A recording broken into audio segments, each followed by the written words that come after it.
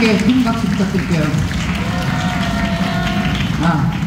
그렇다면 네, 제가 사실 저희가 첫 팝업 토크쇼 날에 궤도님한테 약간 나라 퀴즈쇼 비슷한 걸 한번 질문을 드렸었어요. 근데 잘 피해 가셨거든요.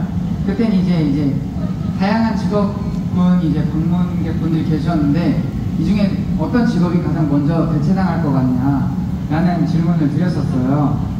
네, 오늘도 하나 또 준비를 해봤습니다. 뭐죠? 네, 혹시 네. 지금 현재 AI에게 투표권이 있다면 그러면 어느 당에 투표를 할 것 같은지. 네. 지금 이제 멀티모달이 적용된 지가 얼마 안 돼가지고 아직은 그 인공지능이 세상을 다 이해하지 못해요. 그래요? 그럼 투표권이 투표권? 네, 투표권이 많이 있다면 그들은 우리 투표라는 행위 자체를 정의해야 되는데 이를 우리가 일어나서 씻고 옷을 입고 투표장으로 갑니다. 여기서 잠깐 그만이라는 말이 나왔어요. 그래서 도장이라는 걸 찍어드렸으니까 요거를 아직 못해 인공지능이. 그래요? 네. 만약에 할 수 있다면. 근데 되게 좋은 질문이신 게 네. 실제로 굉장히 많은 전문가들이 네. 선거 때 이러한 내용을 활용해요. 그래요? 네, 예를 들어서 우리 오바마 대통령이 가장 많이 활용했던 게 지금의 인공지능과 똑같은 방식이에요. 네. 현재 구글에서 내 이름을 얼마나 많이 검색했느냐. 네, 이거를 주 단위로 나눠봅니다. 네. 그래서 실제로 내 이름이 검색이 적게 나온 주에 가서 공격적인 마케팅을 해요. 그렇게 해서 오바마 대통령이 결국 당선이 됐고, 오바마 선거 진영에 있는 데이터 사이언티스트들은 네. 그 해에 오바마가 당선될 거를 다 알고 있었어요. 네. 근데 이거를 인공지능이 똑같이 하고 있죠, 지금. 검색량을 통해서. 네. AI가 만약에 나중에 미래에 네. 정부 또한 대체를 할 수 있다고 생각하세요? 너무 좋은 질문이에요. 정부가 하는 일이 뭔가요?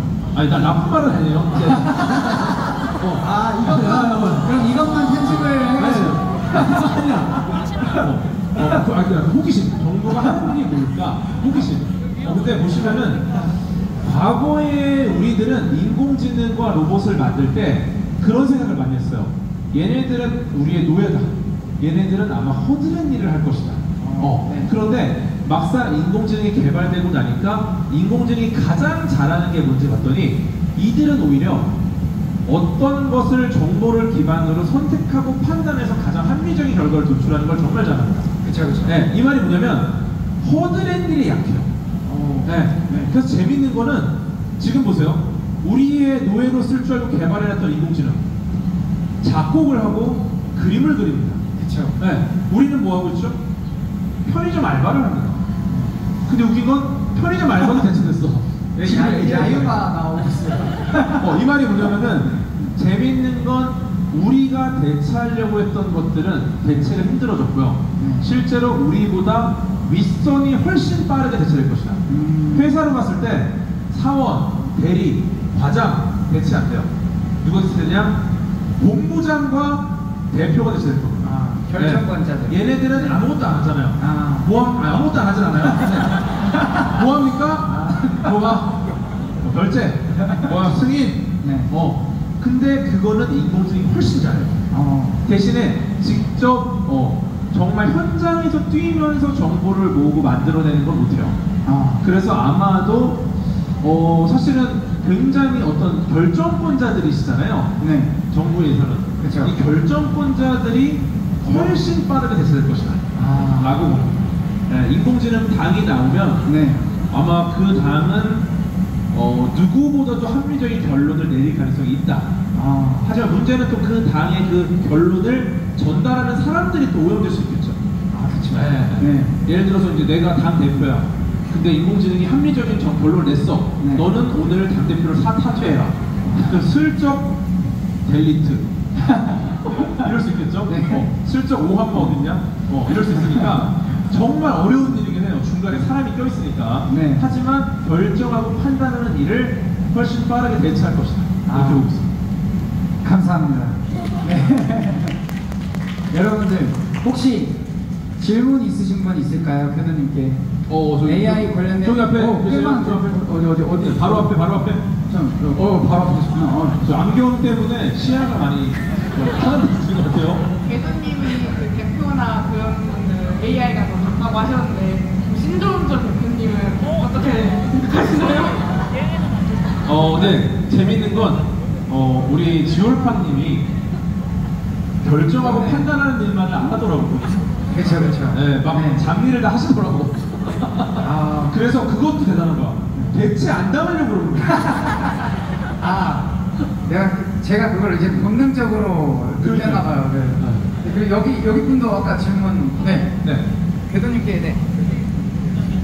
혹시 데이터 사이언티스트라는 직업이 대체될 확률이 있나요? 너 누구십니까? 너무 좋은 질문인데?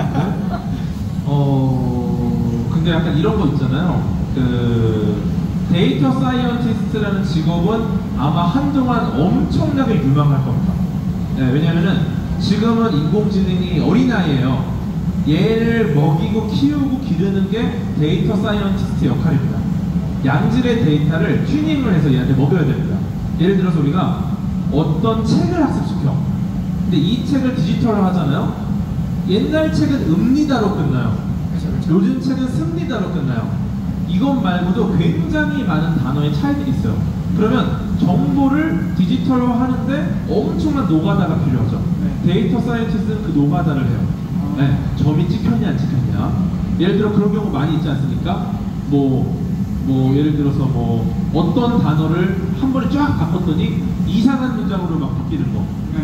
그런 경험들 있잖아요. 근데 이런 것들이 수작업으로밖에 할 수 없는 것들이 있어요. 그러다 보니까 지금은 양질의 음식물을 만들어 제공하는 역할을 하기 때문에 굉장히 유망하다. 근데 얘가 크잖아요. 대체되겠죠. 근데 아마 다른 직업에 비해서는 훨씬 더 꿀을 빨다가 대체될 가능성이 높습니다. 어떻게 만족한 답변이었나요? 네. 데이터 사이언스 하세요? 저 전공자예요. 잘 보이세요. 저런 분들. 저런 분들 나중에 부자 될 가능성이 잘 보이겠습니다. 네, 아니. 네. 그러면 이제 마지막으로 질문지 한 분 받고. 꽤 먼데 저기 어떻게 가지? 여기도 한 분 계시고 저기 한 분, 여기 한 분 이렇게 갈까요? 저쪽에도 한 분. 저기 저분 제가 아까 질문.